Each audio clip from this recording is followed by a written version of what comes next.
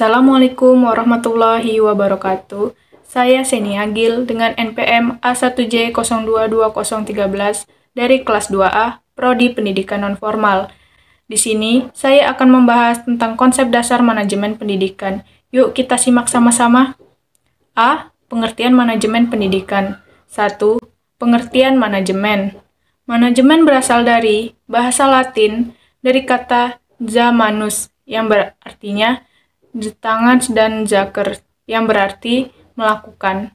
Kata-kata ini digabung menjadi zamanager yang bermakna menangani sesuatu, mengatur, membuat sesuatu menjadi seperti apa yang diinginkan dengan mendayagunakan seluruh sumber daya yang ada. Asmendri 2012, 1. Manajemen menurut Terry 1986 adalah kemampuan mengarahkan dan mencapai hasil yang diinginkan dengan tujuan dari usaha-usaha manusia dan sumber lainnya. 2. Pengertian pendidikan. Pendidikan education secara semantik berasal dari bahasa Yunani pedagogia yang berarti pergaulan dengan anak-anak. Menurut Lagerfeld 1971-5, pendidikan adalah setiap usaha, pengaruh ini datangnya dari orang dewasa. Orang yang diciptakan oleh orang dewasa seperti sekolah, buku, putaran hidup sehari-hari, dan sebagainya, yang ditujukan kepada orang yang belum dewasa. Pengaruh, perlindungan, dan bantuan yang diberikan kepada anak tertuju kepada pendewasaan anak itu. Atau lebih tepat, membantu anak agar cukup, cakap melaksanakan tugas hidupnya sendiri. Dalam perspektif keindonesiaan, pengertian, fungsi, dan tujuan pendidikan dirumuskan dalam Undang-Undang Sistem Pendidikan Nasional Nomor 20 Tahun 2003, Pasal T. Dan pendidikan adalah usaha sadar dan terencana untuk mewujudkan suasana belajar dan proses pembelajaran agar peserta didik secara aktif mengembangkan potensi dirinya untuk memiliki kekuatan spiritual, keagamaan, pengendalian diri, kepribadian, kecerdasan, dan akhlak mulia serta keterampilan yang diperlukan dirinya, masyarakat, bangsa, dan negara. 3. Pengertian manajemen pendidikan.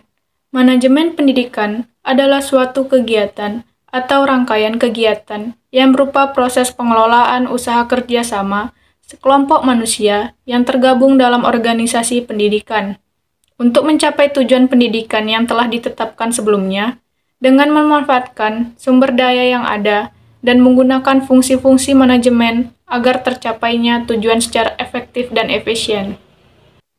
B. Unsur-unsur manajemen pendidikan. 1. Manusia. Berperan sebagai manpower dalam organisasi atau perusahaan. Diperlukan untuk memimpin, menggerakkan karyawan atau bawahan, serta memberikan tenaga dan pikiran untuk kemajuan dan komunitas lembaga. 2. Material. Barang. Material digunakan sebagai proses produksi dalam suatu perusahaan atau organisasi dan terdiri dari bahan baku, bahan setengah jadi, atau barang jadi. 3. Mesin. Merupakan kebutuhan pokok dalam melancarkan jalannya suatu organisasi. Mesin berupa peralatan yang digunakan oleh suatu instansi atau lembaga. 4. Money. Uang. Money atau modal dibagi menjadi dua, yaitu modal tetap berupa tanah, gedung atau bangunan, mesin, dan modal kerja berupa kas, piutang. 5. Metode. Pemilihan dan penggunaan metode yang tepat digunakan sebagai aturan atau cara-cara tertentu yang bertujuan untuk menghindari terjadinya inefisiensi dan pemborosan. 6. Market. Pasar adalah tempat bertemunya penjual dan pembeli untuk mengadakan transaksi. Dalam lembaga pendidikan, market berupa tempat terjadinya interaksi antara pendidik dengan peserta didik maupun dengan stakeholders yang ada dalam lingkup lembaga tersebut. 7. Waktu. Merupakan waktu yang dipergunakan dan dimanfaatkan dalam mencapai visi dan misi suatu lembaga secara efektif dan efisien. Dalam teori organisasi klasik yang pertama kali diperkenalkan oleh Weil 1949, manajemen membahas hal-hal sebagai berikut. 1. Teknikal, yaitu kegiatan memproduksi dan mengorganisasikannya.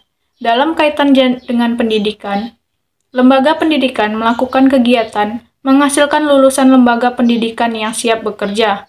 2. Komersial, yaitu kegiatan membeli bahan dan menjual produk. Dalam lembaga pendidikan, kegiatan ini berkaitan dengan penjaringan anak didik dan mengelolanya dengan pendidikan, sehingga hasilnya akan bermanfaat untuk anak didik dan masyarakat. 2. Finansial, yaitu kegiatan pembelajaran.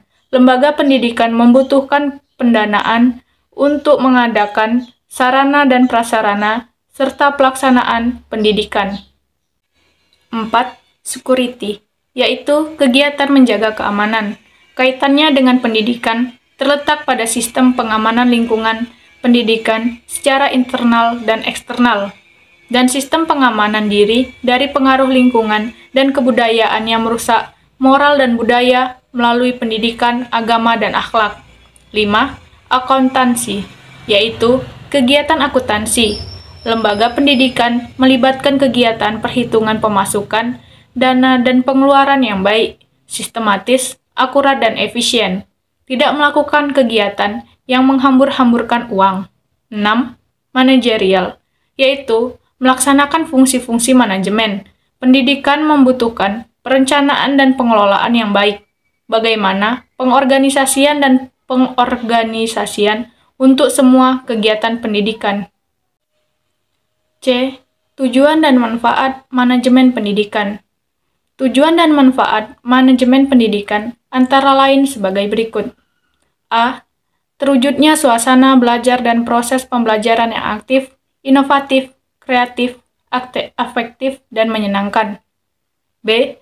Terciptanya peserta didik yang aktif mengembangkan potensi dirinya untuk memiliki kekuatan spiritual, keagamaan, pengendalian diri, kepribadian, kecerdasan, akhlak mulia, serta keterampilan yang diperlukan dirinya, masyarakat, bangsa, dan negara. C. Terpenuhinya salah satu dari 4 kompetensi tenaga pendidik dan kependidikan. D. Tercapainya tujuan pendidikan secara efektif dan efisien. E. Terbekalinya tenaga kependidikan dengan teori tentang proses dan tugas administrasi pendidikan. F. Teratasinya masalah mutu pendidikan. D. Pembagian manajemen. 1. Manajemen puncak, top manajemen, disebut juga dengan manajemen institusional, eksekutif, key eksekutif, terdiri dari Dewan Direktur, Direktur Utama, atau Chief Executive Officer, CEO. Tugasnya mengembangkan rencana-rencana yang luas untuk lembaga dan mengambil keputusan-keputusan penting. 2. Manajemen menengah, middle management, disebut juga dengan manajemen administratif, terdiri dari pimpinan pabrik atau para manajemen divisi, division managers. Tugasnya bertanggung jawab untuk mengembangkan rencana-rencana operasional yang lebih luas dan menerapkan rencana yang dibuat oleh manajer puncak. Dan 3. Manajemen pelaksana, operating management, disebut juga dengan manajemen penyedia atau supervisory management. E. Komposisi dan keterampilan manajemen. 1. Keterampilan teknik, technical skills, merupakan kemampuan untuk menggunakan alat-alat, prosedur, teknik suatu bidang khusus, ahli bedah, teknik, pemusik, akuntan. 2. Keterampilan manusiawi, human skills, merupakan kemampuan untuk bekerja dengan orang lain, memahami orang lain, dan mendorong orang lain, baik sebagai perorangan maupun kelompok. Dan 3. Keterampilan konseptual, conceptual skills, merupakan kemampuan mental untuk mengkoordinasi dan memadukan semua kepentingan dan kegiatan organisasi yang meliputi A. Meliputi organisasi secara keseluruhan, dan B. Memahami perubahan pada setiap bagian yang dapat mempengaruhi organisasi. F. Ruang lingkup manajemen pendidikan. 1. Manajemen kurikulum. Manajemen kurikulum adalah sistem pengelolaan atau penataan terhadap kurikulum secara kooperatif, komprehensif, sistematik, dan sistematik yang dijadikan acuan oleh lembaga pendidikan dalam rangka mewujudkan ketercapaian tujuan kurikulum atau tujuan pendidikan. 2. Manajemen personalia.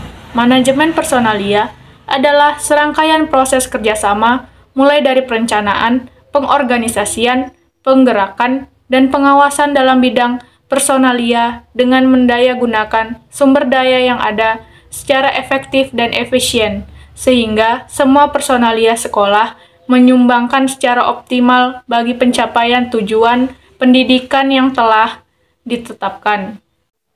3. Manajemen peserta didik. Manajemen peserta didik merupakan upaya penataan peserta didik mulai dari masuk sampai dengan mereka lulus sekolah, dengan cara memberikan layanan sebaik mungkin pada peserta didik. Baharudin 2016-67. 4. Manajemen sarana dan prasarana. Manajemen sarana dan prasarana merupakan suatu kegiatan bagaimana mengatur dan mengelola sarana dan prasarana pendidikan secara efisien dan efektif dalam rangka pencapaian tujuan yang telah ditetapkan. Secara umum, proses kegiatan manajemen sarana dan prasarana meliputi perencanaan, pengadaan, pengawasan, menyimpan inventarisasi, penghapusan, dan penataan. 5. Manajemen keuangan atau pembiayaan. Manajemen keuangan atau pembiayaan adalah serangkaian kegiatan perencanaan, melaksanakan dan mengevaluasi, serta mempertanggungjawabkan pengelolaan dana secara transparan kepada masyarakat dan pemerintah. Mulyasa 2005-47. 6. Manajemen administrasi. Administrasi secara etimologis berasal dari bahasa Latin, terdiri dari kata jus dan administrare.